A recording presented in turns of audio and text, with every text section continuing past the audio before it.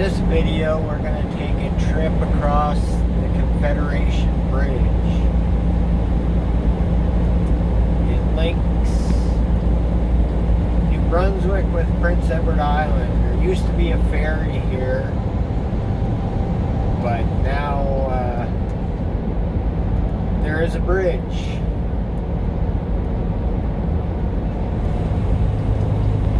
It takes an enormous amount of time off the trip. It, I believe, is the longest bridge across ice-covered waters.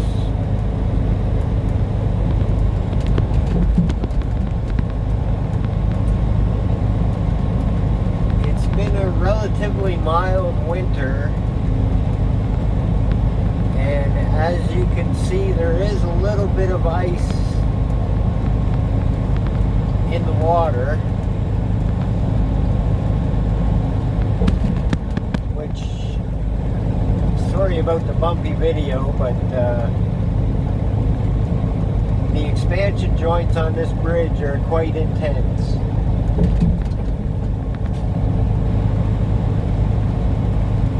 But yeah. It's ocean. It's part of the ocean. So it's salt water and there's still ice in it. Most of this ice has not formed in the ocean. It forms in the St. Lawrence River that runs through Quebec and then flows out of the river into the ocean.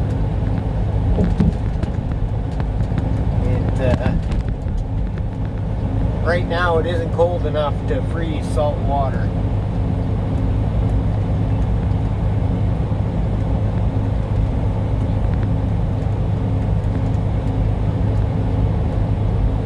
When you're driving in a car on this bridge, you cannot see the water. The concrete barriers are too high. You can see it in an SUV or a pickup truck.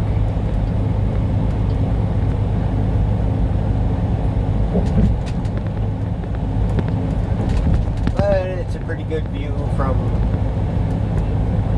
an 18-wheeler.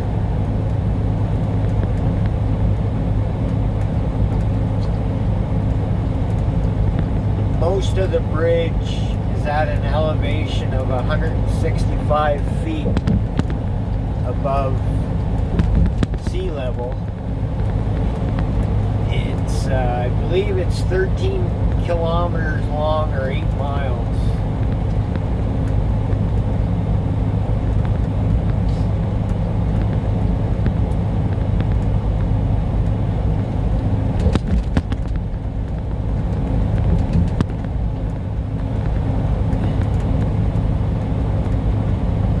The price to cross it is a little cheaper than the ferry that runs from New Brunswick, or sorry, PEI to Nova Scotia.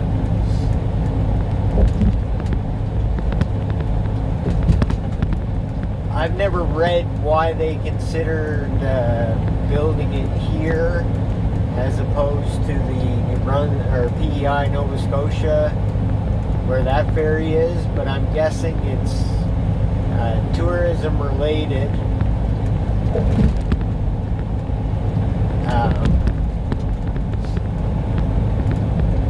Because most people that come from Canada the quickest way to PEI would be to cross here. A lot of people cross the bridge and then continue on across the ferry and go to Nova Scotia when they're traveling around the Maritimes.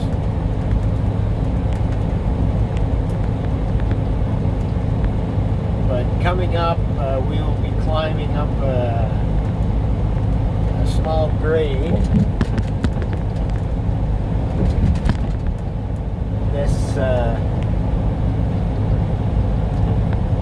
opened the bridge goes up to, I think, 210 feet above sea level.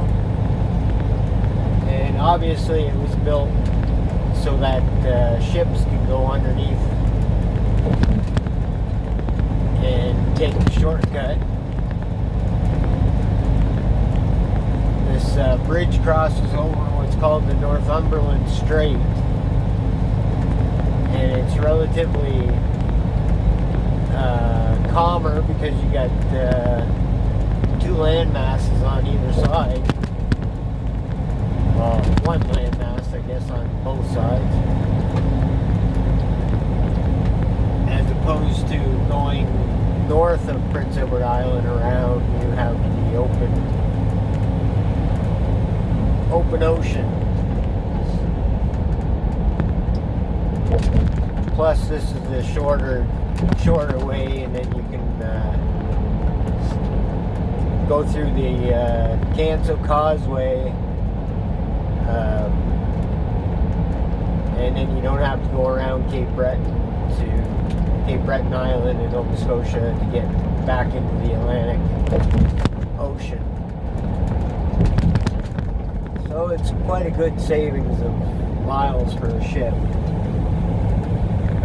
Although I don't see many ships when I cross here. I've seen maybe 2 in 10 years. But it's not like I cross this bridge constantly. On it maybe once every 2 weeks or so. I've seen a couple of cruise ships just go under it and then back. Charlottetown, the biggest city on Prince Edward Island, is on this side of the island relative to the ocean anyway.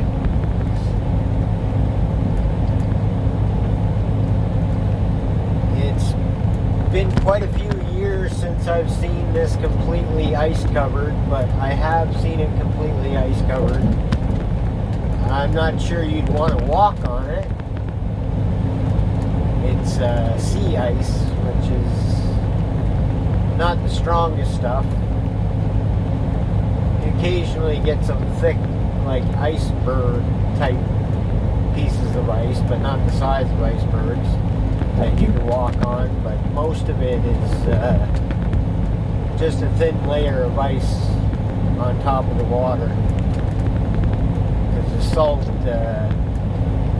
salt attacks the ice from underneath.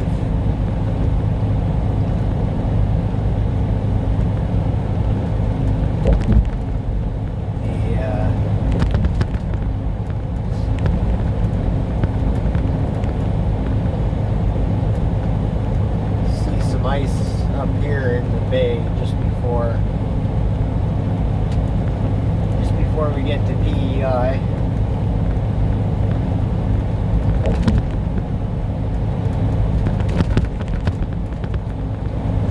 This bridge, one last thing before I shut this video off, this bridge in the wintertime closes down.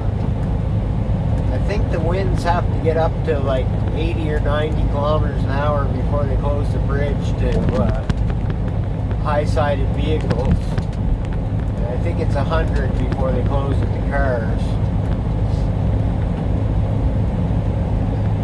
I've been on it when it was pretty windy, and it's not fun, but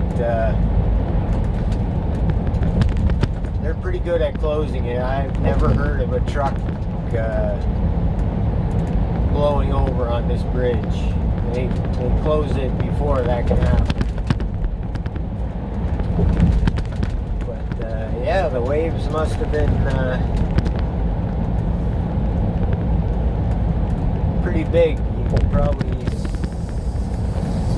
see the rocks over there. They're all covered in ice. But I will end this video right now, and have a good one. Hope you enjoyed.